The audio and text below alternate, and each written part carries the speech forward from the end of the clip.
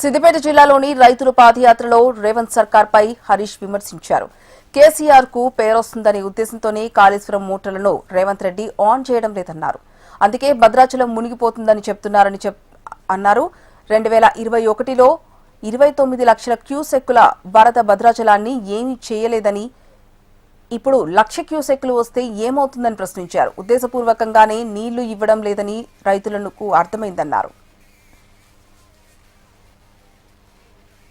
రేవంత్ రెడ్డి ఒక పగతో ప్రతీకారంతో కేసీఆర్ కాళేశ్వరం కట్టిండు. కేసీఆర్ కు మంచి పేరు వచ్చిందని చెప్పి ఇవాళ కాళేశ్వరం కట్టుకోతుతలేడు. ఏమన్నా అంటే ఏమంటాడు?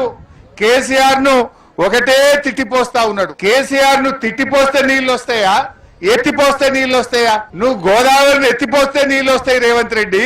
కేసీఆర్ ను తిట్టిపోస్తే నీళ్లు రావు. నువ్వు కేసీఆర్ ను తిడితే నీ మనసు ఆనందపడతదేమో, కానీ రైతుల మనసులు ఉసూరుమంటున్నాయి. రైతుల గుండెలు ఆగిపోతా ఉన్నాయి. తిట్టుడాపు, కట్క ఒత్తి మోటార్లలో నీళ్లు పోయించు రేవంత్ రెడ్డి అని చెప్పి మేము కోరుతా ఉన్నాం. ఇవాళ రేవంత్ రెడ్డి నీళ్లు ఒడిసిపెట్టవే అంటే కిందికి ఇడిచిపెడతా ఉన్నాడు. ఈయన కిందికి ఇడిచిపెడితే ఆంధ్ర ఆయన చంద్రబాబు నాయుడు పట్టిసీమ మోటార్లు వస్తే ఆయన ఒడిసి పట్టుకుంటుండు. మనోడు ఇడిచిపెడుతుండు, చంద్రబాబు ఏమో ఒడిసి పడుతున్నాడు. మరి ఇలా మన ముఖ్యమంత్రి మన నీళ్లు ఎత్తుతాడా? కిందికి ఇడిచిపెట్టాడా? ఇడిచిపెట్టేటోడు మనోడు అవుతాడా? దయచేసి మీరు ఆలోచించండి. ఇవాళ రేవంత్ రెడ్డి 70 టీఎంసీల నీళ్లు మోటార్లు ఒత్తగా కిందికి ఇడిచిపెట్టిండు.